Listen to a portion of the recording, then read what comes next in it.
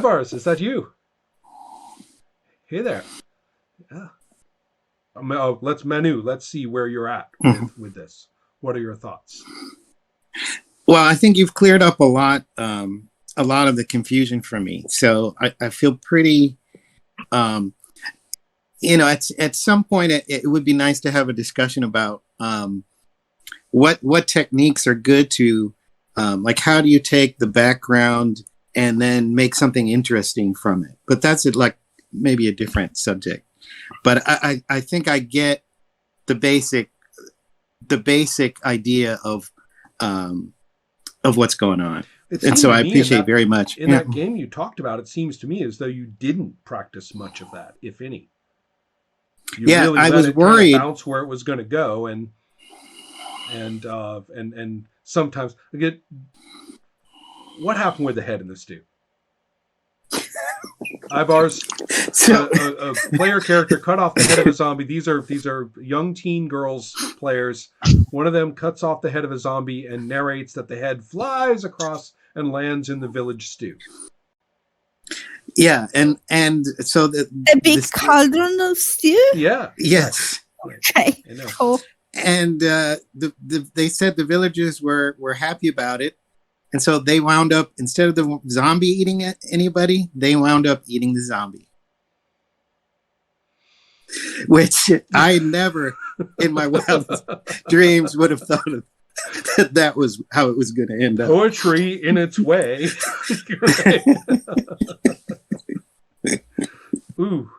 All right. I guess that's it for the Monday Lab. And thanks to everybody. Does anyone want to finish up with thoughts, Herman or Gregory, who haven't talked much lately? Yeah, maybe. So I don't want to open the subject, but to conclude, interesting thoughts are really about this improvisation and prep. Well, the next stage of reflection. I'm actually there. Mm-hmm. I'm beginning to understand how prepping actually helps the emergent plots, and it's very interesting for me because, in fact, I discovered emergent plot with Apocalypse World, okay, and that was the most striking with me. Apocalypse World, I didn't prep, but I really had the discipline, to follow the techniques for emergent plot. That was really striking. Then I realized that actually it was far better when I prepped, where in my mind preparation was really like planning, Right. But you see, people falsely assume that preparation means preparation of the plot. Right? Yeah. So we're talking about preparing components that are reactive and responsive. And I don't mean like when you go to this tree, this will happen. I mean that you're going to see, what happens when they go to the tree. May I add something? Yeah. So I'm running this pre-planned scenario, and it's like it's pretty good. Like it's very good. It's every time there is an option to that characters will do something unexpected. It lists the options. If they do this, something happens. If they do this, something else happens. If they do this, something. And because they didn't visit the location, and I know that there are bandits, and they will shake more the town. I decided because of this whole plot that if they go something else, I would move the story of this part forward. So the characters didn't do anything about the situation because they weren't there. When they will visit the town, it will be worse than in the scenario. Right. Opposed to this is the opposite of intuitive continuity, which is, they go to this place. Well, I'll just move the bandits as is over there. Whereas you said, no, they did this thing, so there's consequences. I take my bandits seriously. They've got better things to do than wait around for the player characters to show up, in that particular moment. And there's info that the bandits are arming themselves and trying to recruit more bandits. Right. So I think if they visit the town on the next adventure, and probably they will, I will add some extra bandits into the lair. Mm-hmm. Yeah, exactly. And I think this is an important point for my game Champions Now. One of the things that I really find very frustrating, especially with superhero games, is that if you make a very investigative character and you want your character to be the clever kind who's all can get one step ahead of the bad guys, they carry out their scheme and your guy's already there, or you're able to figure out a lot about them. You want to play that kind of a superhero. Well, the way these games traditionally work is that if nobody does that, then the villain does something right in the hero's faces anyway. So you might as well not make your character knowledgeable and clever and deductive, because that's just wasting points that you could have put into more energy blast. Because the GM is going to give you the villain to fight anyway. Coincidence is always going to set it up for you so that we can have our fight, period. And one of my concerns in Champions Now was to say, let's get away from that. If nobody has relevant investigations that they're doing, even just plain social follow-up on things that pertain to the situation, or if nobody has the luck skill, it's technically a skill, if nobody has luck, then they're not going to happen into it. You're not going to have them happen into the situation. They're not the lucky one, right? And also there's bad luck and good luck. Either one is fine for that purpose.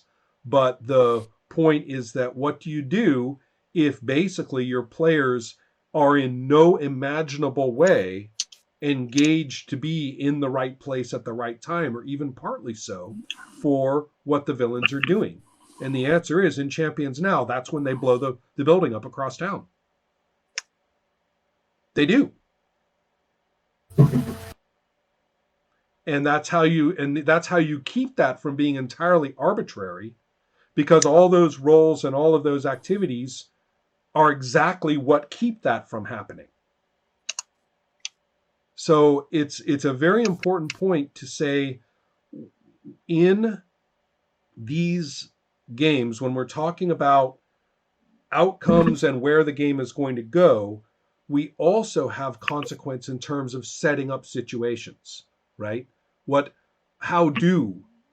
they catch up with the villains on the way to the villain's plot? Do they catch up to the villains just after the plot, is in place and the bomb is set? Or do they catch up to the villains 3 days ahead of time as they're receiving the components of the bomb? In traditional superhero role-playing, that's completely under the game master's control. They basically write it. And so I guess I'm saying that's one of the things that I cared a lot about with Champions Now, was to take that away. The GM doesn't write that. You find out. You play. And it's really weird, because I can't use any people are asking me, are you going to do a scenario book for Champions Now? And I'll say, it's not going to look like any scenario book you ever saw for a superhero game. Every published scenario for a superhero game is primarily oriented toward creating that coincidental moment through an elaborate set of manipulations. And players are used to it. They say, well, good, we'll be in, we'll have the clues. We'll be at the right place. We'll be there just in time. And so I think it's just really useful to look at this particular technique. And it's kind of what Gregory was talking about. Ultimately, it's a safety technique, isn't it? It's safety to keep anything from deviating from our nice planned arc in a timed fashion. So I don't know. I've gone on and on, actually. Sorry about that. And Herman, did you want to say anything about that? No, I was thinking about the way I plan. These days I plan my scenarios and stuff is with the NPCs have plans of their own, and you stumble into them or not. And if you do nothing, they just get that part move done. along. Right. They get that part done, and they move on to the next part of their clock or whatever it is that I'm using to. So I have a sort of game master turn in between the players doing stuff. Right. Right. Yeah. May I add something? May I add something to this? Yeah, sure. It relates to what I do. I mean, the concept of villain in itself, you know. When I prep now, I just design. My prep is about NPC with strong motivations. Actually, I don't know who will be the villain. I mean, it's up to what the player will do and what will be the roles. And I think the charm role, and the charm role in Circle of Hands. Circle of Hands is really good as that. You don't know who will be the ally and who will be the enemy. And there's a famous, I think, a popular intuitive continuity technique that is, you know, they meet your villain, but they kill it. So now the second of the villain becomes the new villain. Right. You know? Yeah. You just transfer whoever you need into the next part that you need. For the you reskin him, you know, but it's still the villain with the same plan, or maybe an alternate plan. It's similar. What they call the moving clue, and the joke is that you have it all set up and you're ready to play your bartender, who knows this thing, and you're really ready. I mean, you've been watching A Fish Called Wanda, and you want to play him just like Kevin Kline, right? And you've got it all ready to go. And they hate your bartender. I don't care what you do. You practically like throw the bartender in front of them like a soccer goalie, right? And they won't talk to him. They hate your fucking bartender. All they care about is the chauffeur. I don't know why. I have a really bad example. Yeah. Imagine Call of Cthulhu. You're basically playing a really important NPC, and the players suspect that he is the chief antagonist, and they blast him. Exactly. And so the technique in a game like that, and Call of Cthulhu is an excellent example because it has the qualities of that necessary arc that you're supposed to take people through. So obviously the only practical solution is that the chauffeur now knows all that.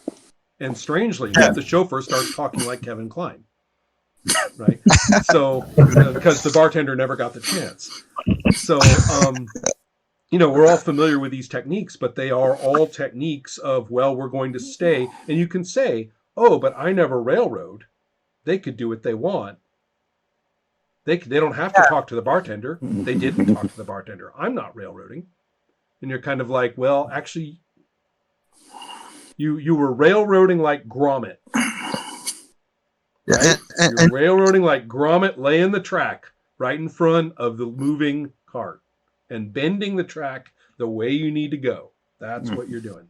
It took me a minute to get that. Yeah, that's well, I even used a clip in one of my presentations about this, of exactly that, because it is perfect. It's exactly what I mean. Right? Yeah. Cool. I'm sorry, Gregory. What was that? I think. Yeah, I think that was it. Discovering who is the villain is part of the emergent plot.